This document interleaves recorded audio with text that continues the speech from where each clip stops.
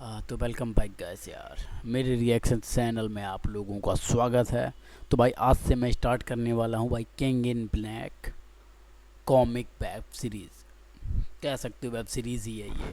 और भाई साहब जब से मतलब वैनम 3 का ट्रेलर ड्रॉप हुआ एंड भाई जो नल को इंट्रोड्यूस किया वो भाई तबाही मचाने वाला है।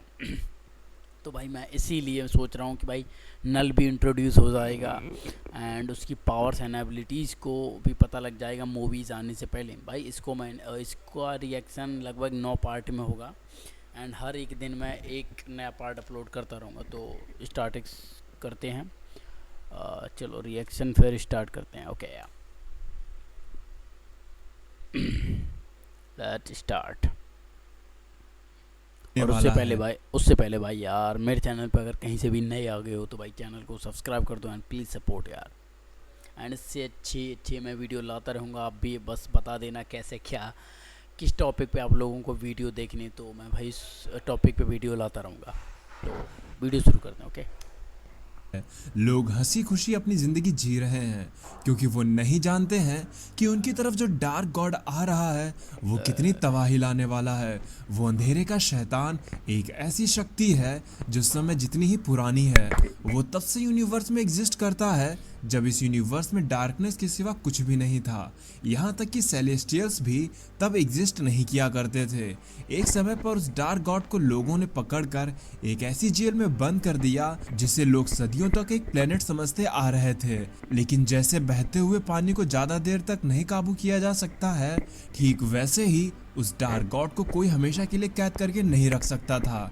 वो डार्क गॉड अपनी उस जेल से आजाद हो चुका है। उसकी ताकत इतनी है कि उसके सिर्फ एक वेपन ने गॉड द गॉड ऑफ विचर को जन्म दिया, जिसे हराने के लिए Thor the god of thunder को अपने प्रेजेंट, पास्ट और फ्यूचर के वर्जन के साथ मिलकर उसे हराना पड़ा। और यू लोग उस कैन वेपन को अंडरस्टैंड। नेक्रो सॉर्ड कहते थे, लेकिन अब वो कहाँ है ये कोई नहीं जानता है। उस डार्क गॉड के कई सारे अंश इस यूनिवर्स में सदियों से भटक रहे हैं। उनमें से कुछ ने तो कईयों को कुछ पावर्स भी दी हैं जिन पर उस डार्क गॉड का पूरा कंट्रोल है। इस समय गॉड ऑफ थंडर थॉर भी अपनी ही उलझनों में परेशान है। उसकी अपनी ही अल्टरनेट पर्सनालिटी डॉक्टर ब्लेक उसके लिए खतरा बनकर सामने आने वाली है।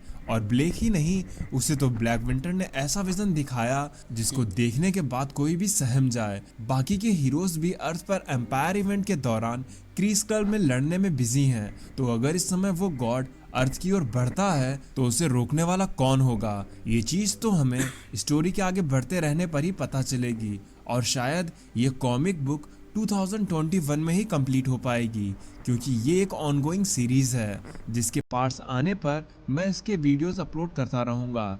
क्योंकि वो अंधेरे का राक्षस, अंधेरे का राजा तमराज किल्विश नहीं बल्कि किंग इन ब्लैक आ रहा है।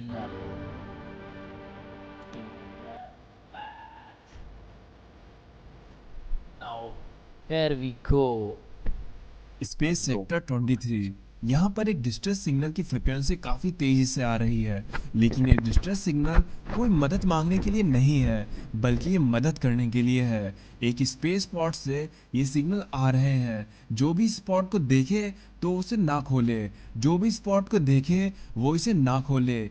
लेकिन एक क्रिस्टल आर्माडा ने उस स्पॉट को जब देखा तो उनकी क्यूरियोसिटी ने उन्हें अपने शिप पर लाने के लिए कहा, और उनकी यही चीज सबसे बड़ी गलती साबित होने वाली थी। 2 दिन पहले ही जनरल कालामारी के आदेश पर उस स्केप पॉड को स्पेस से लाया गया, और जब जांच करने के लिए खोला गया तो उसमें उन्हें बस एक सर्वाइवर मिला जो कि एक स्क्रल था। उसने उठते ही कहा, वो आ रहा है, लेकिन वो आगे कुछ और कह पाता, साइंटिस्ट ने उसे बेहोश कर दिया। फिर कुछ देर बाद जब वो स्क्रल जागा तो उसने खुद को किसी बेड पर पाया। उसके होश में आते ही उसके पास जनरल कालामारी आए। जनरल ने कहा, वॉरियर तुम होश में आ ही गए। जिस पे उस स्क्रल ने कहा, मैं इस वक्त कहाँ पर हूँ? तो जनरल ने बताया, तुम इस वक्त मेरी शिप पर हो। मैंने तुम्हें किसी मिशन पर भेजा था, लेकिन जब मुझे डिस्ट्रेस सिग्नल मिला तो मैंने तुम्हें रेस्क्यू किया।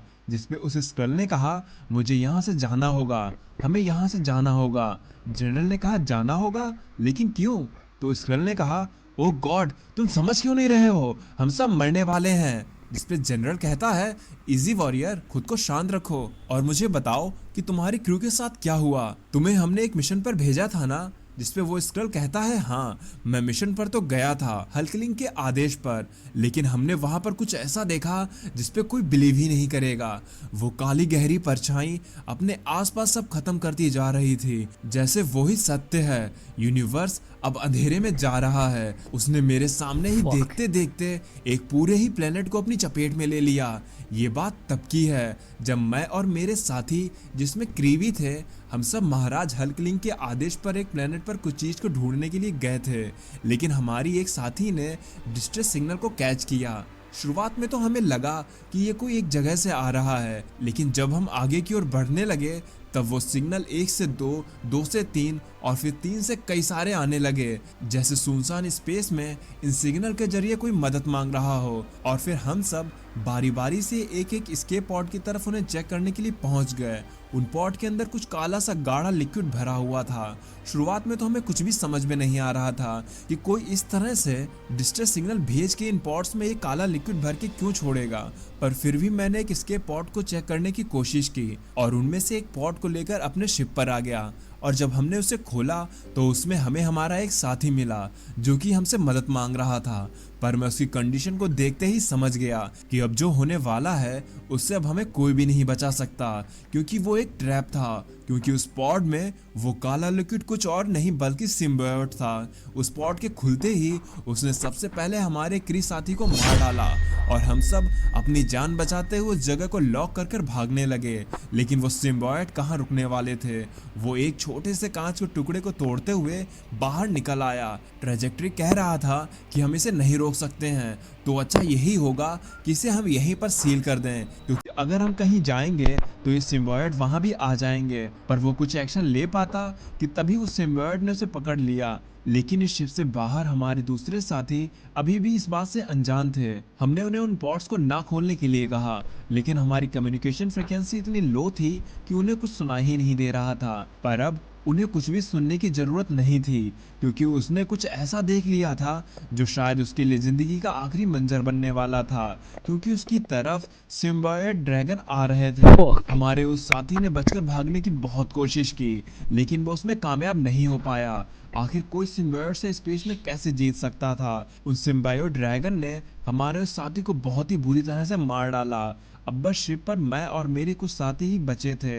एवरॉन ने वहां से भागकर लोगों को डिस्ट्रेस सिग्नल भेजने की कोशिश की और फिर हमने ये सोचा कि हम अपने शिप में सोलर सिस्टम से जितना दूर हो सके उतनी दूर ले जाएंगे। लेकिन वो सिम्बायोट कुछ अलग ही थे, कुछ ज्यादा ही पावरफुल। उन्होंने हमारी पूरी शिप को अपने सिम्बायोट से ढक लिया था, जैसे वो अब हमें हमारी शिप के ही साथ खाने वाले थे। जनरल कालामारी, आप सोच भी नहीं सकते हो कि वो मंजर कितना डरावना रहा होगा। उस सिम्बायोट ने हमारी शिप को क्रश करना शुरू कर दिया था। हमारी शिप के बोल्ट, हमारी शिप के दरवाजे और इक्विपमेंट्स सब टूटना शुरू हो गए थे। पर हम भी हार नहीं मानने वाले थे। हमने डिसाइड किया कि अगर आज वो दिन है जब हम मरेंगे तो इन सिम्बायोट्स को साथ में लेकर मरेंगे। इसलिए हमने शिप को सेल्फ डिस्ट्रक्ट मोड पर लगा दिया। ये शिप अब 3 मिनट के अंदर फटने वाली थी, पर वो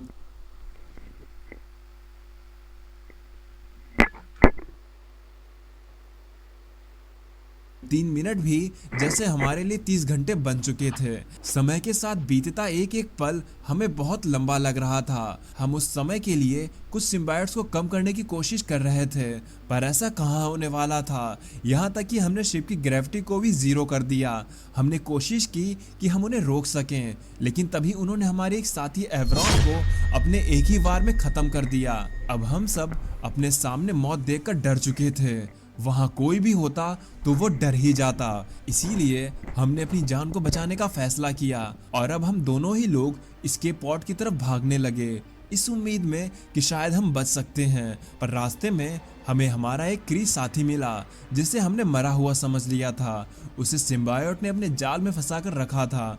वो मुझसे खुद को मारने के लिए कह रहा था, पर जब मैं उसके पास गया तो उसकी आवाज बदल गई, जैसे उसके अंदर से कोई मुझे ही देखकर कह रहा था, अब बहुत देर हो चुकी है, तुम हमसे बचकर नहीं भाग सकते।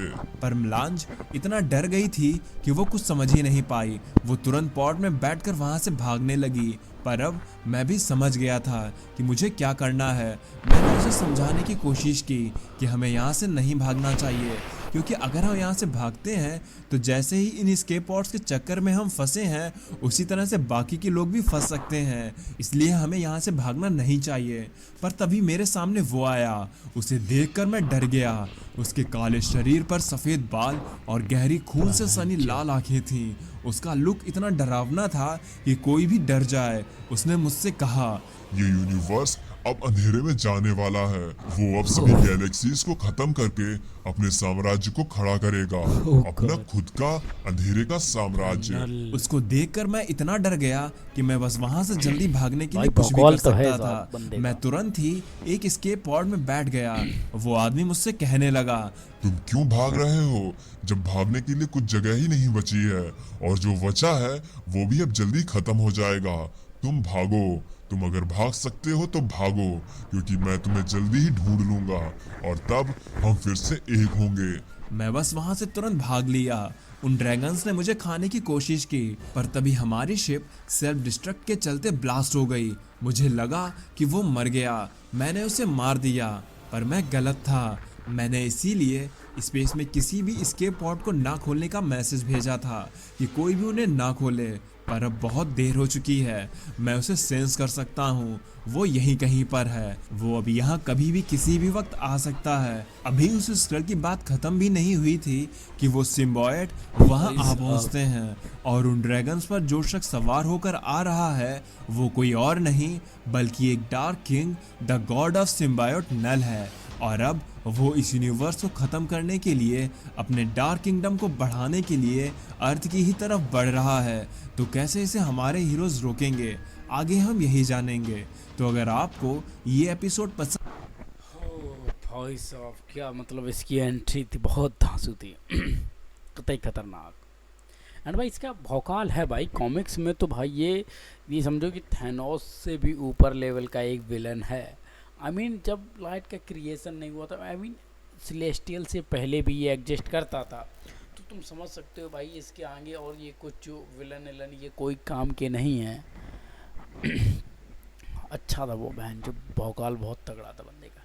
तो ठीक है भाई, पहला पार्ट यहीं पे ख़त्म करते हैं। तो भाई सेकंड पार्ट के लिए भाई मेरे चैनल को सब्सक्राइब कर दें। एंड हाँ भाई, मैं इनकी एक प्लेलिस्ट बना दूंगा, इससे आप इजीली एक्सेस कर सकते हैं। तो भाई अगर वीडियो पसंद आई हो तो भाई चैनल को लाइक करें एंड सब्सक्राइब माई चैनल।